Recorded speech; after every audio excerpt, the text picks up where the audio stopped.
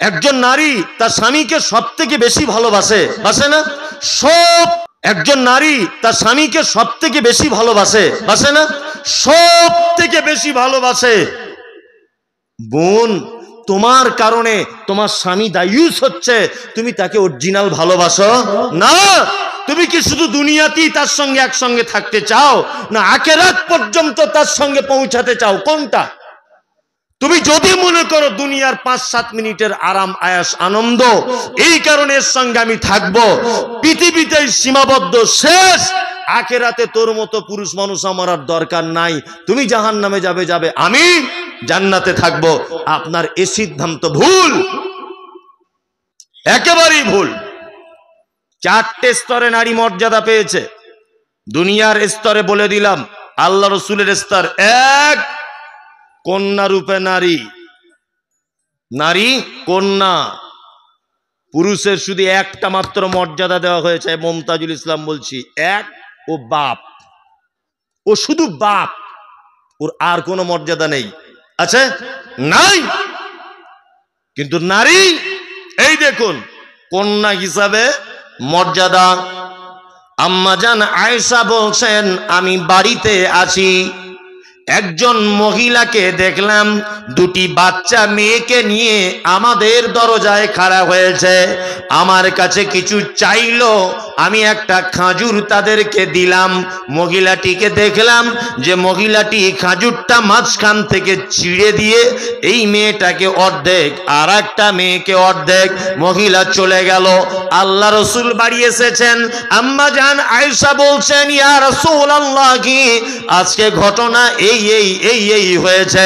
আল্লাহর নবী বলছেন, আয়েশা রে, কোন কন্যার পিতা যদি তার কন্যাকে নিয়ে যদি সমস্যার সম্মুখীন হয়, তার লেখাপড়া শেখাতে গিয়ে, তার দিনদারিতার ব্যাপারে, তার বিবাহ শাদীর ব্যাপারে, তার খাদ্য খাবারের ব্যাপারে, তার দেখাশোনার ব্যাপারে যদি পৃথিবীতে যদি মুসিবতে পড়ে যায়, আমি আর ওই কন্যার পিতা জান্নাতের ভিতরে আয়েশা এইভাবে থাকবো।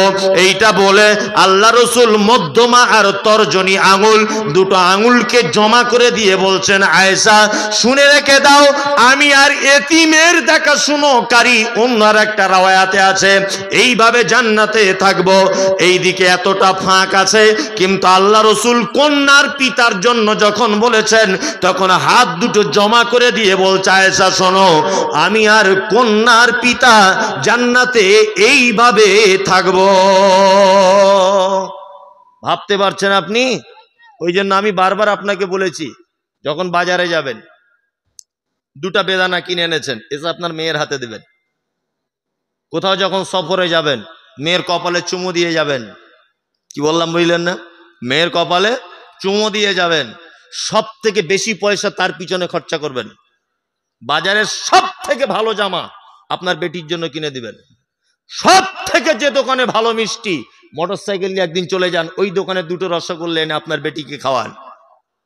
এলাকার সব থেকে যে দোকানে ভালো জুতো বিক্রি হয়, ওই দোকান থেকে জুতো কিনে আপনার বেটিকে পড়ান। কারণ আপনি কত ভাগ্যবান পুরুষ, বুঝতে পারছেন?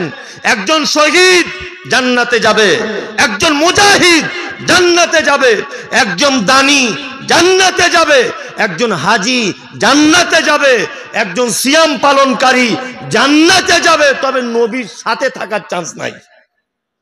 আপনি কত ভাগ্যবান, আপনার বেটি রয়েছে বলে আল্লাহ রসুল বলেছেন, তোমার বেটি যদি থাকে, তুমি যদি তাকে ইসলামের পথে চালাও, সুন্দর পাত্র দেখে পাত্রস্থ করো, আমি নবী জান্নাতে তোমার সাথে থাকব।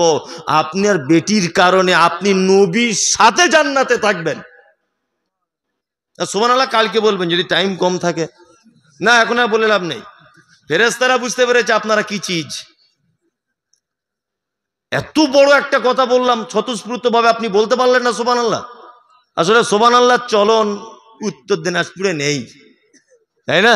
নেই। বাংলাদেশ হলে এতক্ষণ প্যান্ডেল ছিঁড়ে চলে যেত, ঠিক বলছি না? আসলে বাংলাদেশে বক্তাকে বক্তব্য দেওয়ার জোশ তৈরি করে দেয় পাবলিক, বুঝলেন না? আর আমাদের এখানে মনে হচ্ছে কবরস্থানে বসে আছি, কোনো আওয়াজ নাই, কিছু নাই, জিজ্ঞেস করলেও বলে না, মুচকে হাসছে। ওই যে একজন বসে খৈনি ঢলছে, কি বলবার, আর কি ওয়াজিবা করব? আমি যদি বারবার ওর দিকেই দেখছি, বসে বসে রাম করছে। জীবনে কিয়ামত পর্যন্ত হেদায়েত পাবে সাহেব বলুন তো? কোরআনের কথা হচ্ছে, ও বসে খৈনি ডলছে। লজ্জা শরমও তো থাকে যে এত বড় একজন আলেম আছে, একজন বিদেশে মেহমান, আরো যারা স্টেজে আছে বা পাশে যারা বসে আছে, লজ্জা, ন্যূনতম লজ্জা শরমটুকু তো থাকে, তাও নাই। ওটা রায়গঞ্জ হাটে বিক্রি করে খেলিয়েছে। এরকম করিয়েন না, বুঝলেন তো? একটু ভদ্র